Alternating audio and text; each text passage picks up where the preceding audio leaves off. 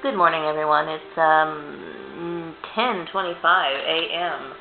on October, I think it's the 11th today, Wednesday, and I decided to make this video. I was made aware of these videos yesterday. I would say, actually it wasn't yesterday, it was actually in the middle of the night, okay? And I'm one of those people, even though most people consider 12 o'clock, after 12 o'clock midnight, the same day, I don't actually consider it the same day until the sun actually rises. So I'm just going to say I got notification of a very great video in the middle of the night yesterday. And it was also followed up by another good video, two other great videos this morning. And I'm referring to, the original one was Betrayed by Family by the channel God is Our Protector.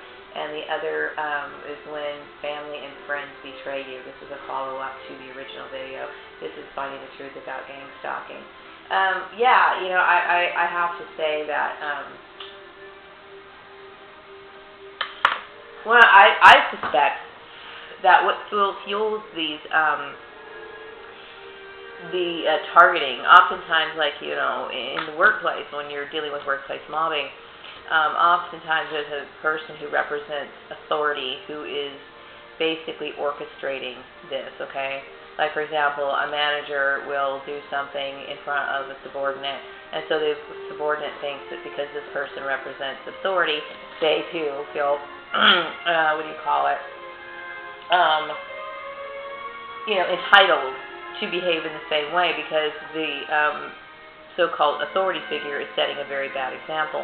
So when your family members do things to you, and what they say and do things to you, in some people's eyes, no matter, you know, what level based on the hierarchy, pecking order within the family, they think, well, that person has some sort of authority and therefore they might be right.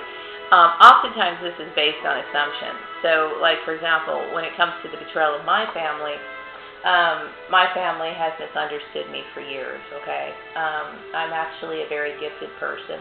I've been misunderstood by them for many, many years. And oftentimes the betrayal is based on, you know, assumptions or misunderstandings because, you know, you do certain things in one way based on your circumstances, and they do something completely different. Maybe they're a little bit more mainstream, maybe because you see that you had different issues to deal with in your life, you handle your life in a completely different way. And because they don't understand that, because they have a very one way of thinking, then obviously there's a difference of opinion. And these differences of opinions can get out of hand, you know what I mean? First of all, I'd like to say that, you know, when we have differences of opinions, they are not illegal. It's not illegal, you know, if you decide to furnish your house with curtains when everybody else in your house has, you know, I don't know, blinds or something. You know, these small little issues that they like to, you know, what do you call it, blow up and make a big issue out of are usually insignificant things, okay? They're basically differences of opinions based on maybe how you dress, maybe what you eat, the kind of car you drive, the sort of things that you like, personal preferences that have nothing to do with the legal system, okay? But whatever the case is, you're different, okay? You don't do the things that they do in your family, in that family, or whatever that structure, and so it causes tension in the family. And that's nothing to be, you know, targeted over, but, you know, gossip gets out of hand. So when I think about my betrayal issues, I'm going to first relate to my blood relations. My blood relations, I think I felt more pain when I realized that they weren't what I thought they were. Because, you know, I knew these people since since I was born. That was the only surrounding, that was the majority of the surrounding of my childhood. And I will say, looking back, you know, I would say that most of the time my family was very rude and insensitive towards me. But I didn't really think about all of that. You know, I just looked at it when we were kids at the time. But still, I felt a major sense of betrayal, especially since I understood what this program was about.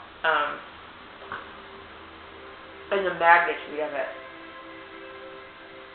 And so there was a great deal of pain that I felt.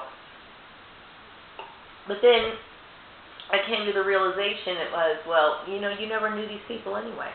Because oftentimes, and I mentioned this in one of my other videos about how you could live with a person for your entire life and never really know them. Because they got their little secrets. They got their opinions that they're not sharing. They're not going to come out and tell you. And so I did. I felt this sense of betrayal. Now I just accept it. So when you think about being betrayed by your family, eventually you do pull the pieces together and you move on. And I know it's a shock. It might take you a few months to get over it. It may take you a year. Some people go on with this for years, okay? But when you think about what these people have done to your life, okay, you got to recognize these people, to me, as potential murderers. You have to look at them that way. And it has to be looked that way. You can't see it any other way. So you can't. I was tuned into a group meeting a few days ago, and this woman mentioned that does she forgive her perpetrators? And I like how she put it because because I do believe that a lot of this is demonic. I do. I believe that the behavior of the people that I've encountered and the behavior, what would drive somebody to behave that way, is demonic influence. I truly do believe that. Okay, and for people who believe in God, there is a side of that, and it's in the Bible. It's just about in every holy scripture or manuscript or whatever system that you believe in, that this is a part of our life, and that they're out there. Okay, and to me, to behave in that way is demonic. So her response was, I don't forgive demons. And I kept thinking, wow, that's true. The only thing you can do is just basically move on. Try to forget it. You know what I mean? But I will tell you that demonic influence is very, very vast. I mean, it's everywhere. It's a lot of people who are influenced by that sort of behavior. And when it comes to Joel's family, you can't really feel betrayed by someone that you didn't really know. But I will say that not so much betrayal from them, but I feel I'm extremely offended. Like, how dare you? Like, my same thing, I feel the same way with my family, but it's more like,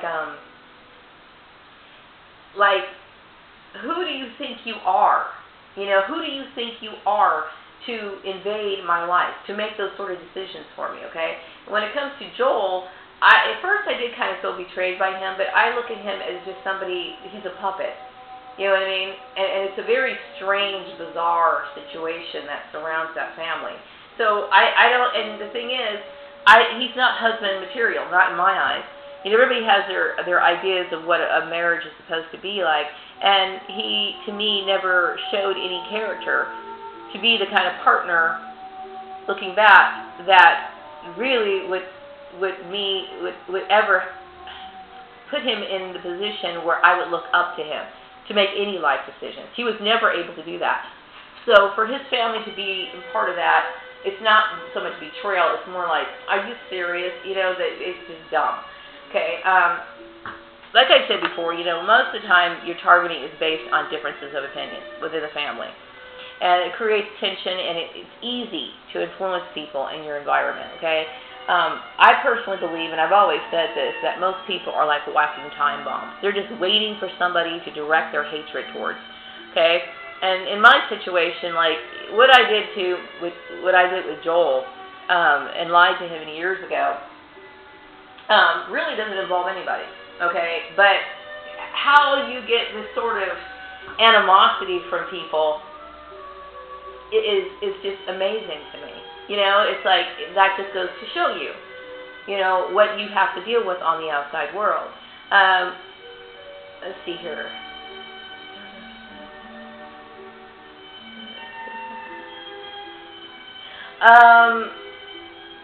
I do think that if you're in this situation, the best thing you should do is do videos. Renata mentioned that in her video. I do. I believe you should. You should somehow express it. Because, this program is all one-sided. It is one-sided, I will tell you.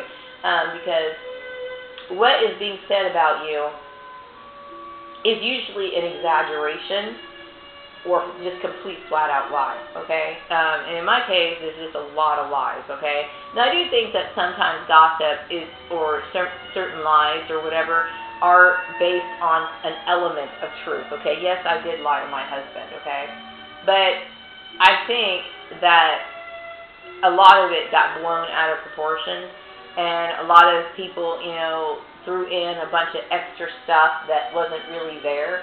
You know what I mean? A lot of assumptions, a lot of gossip, a lot of, just a bunch of whatever.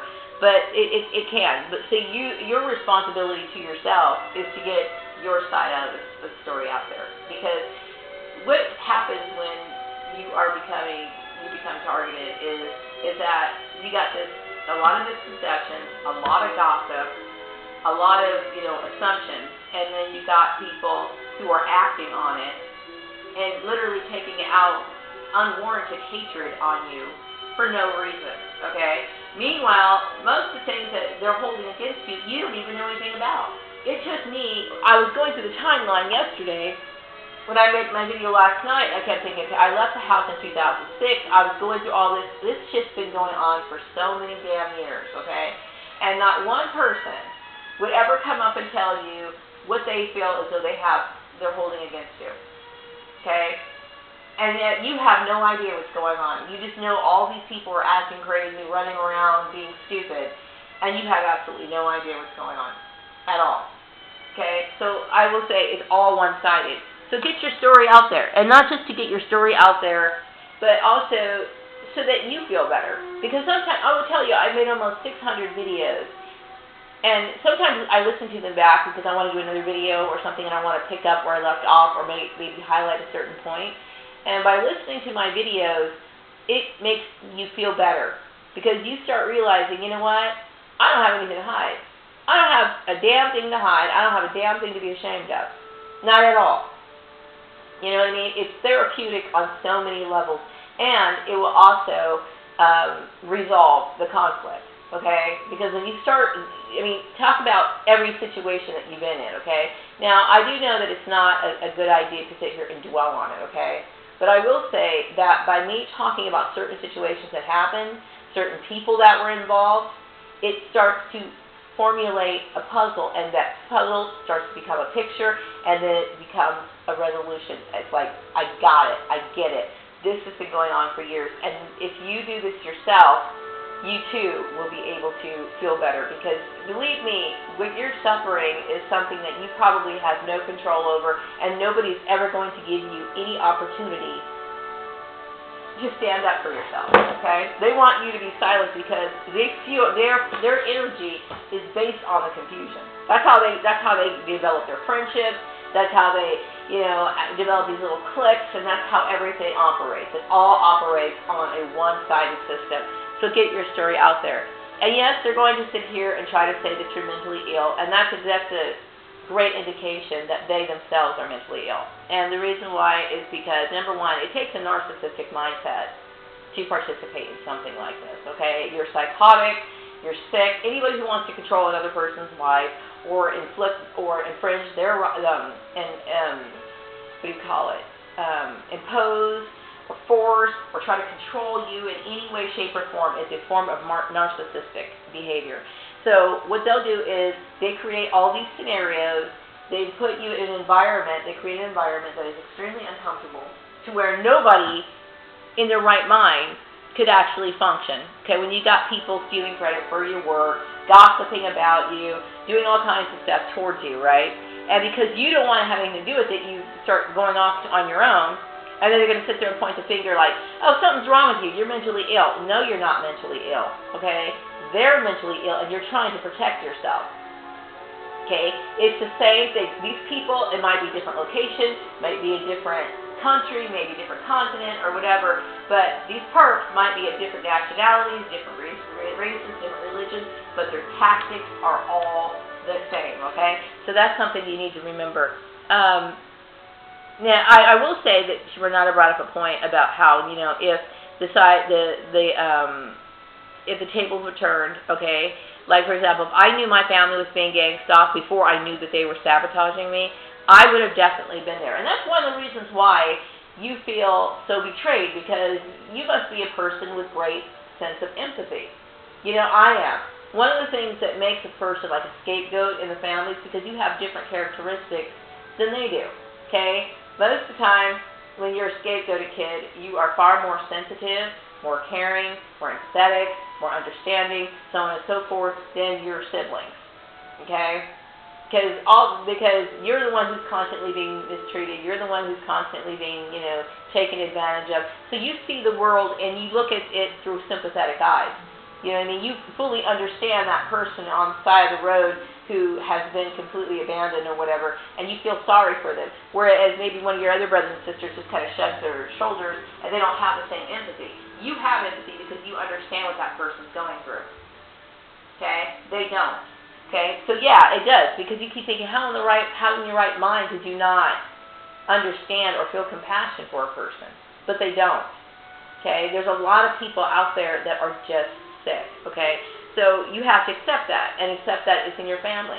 And I know it's disappointing because,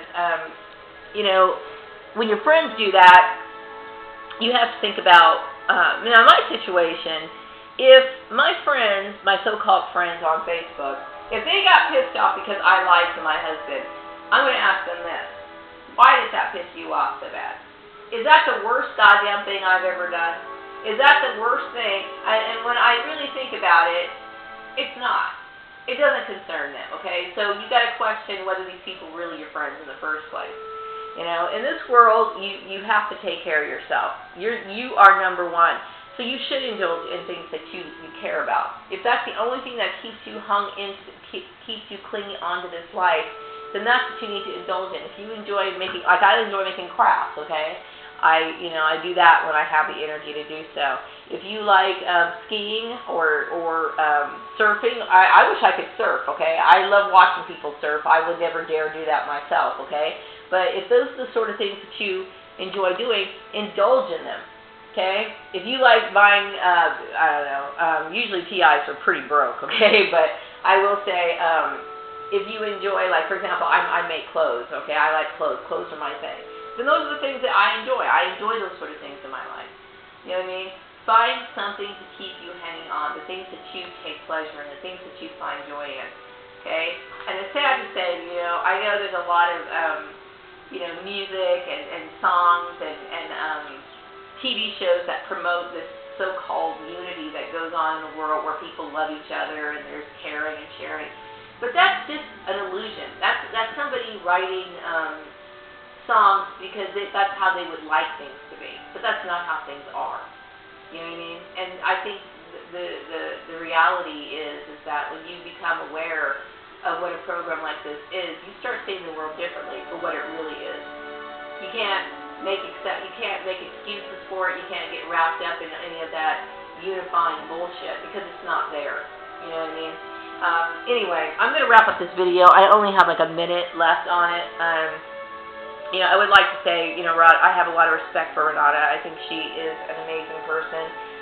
It's unfortunate that I didn't get a chance to communicate with her over the last 2 years because I've been extremely stressed out. But the reason why I'm apologizing in this video is because I have a lot of respect for her, and I did use a couple swear words.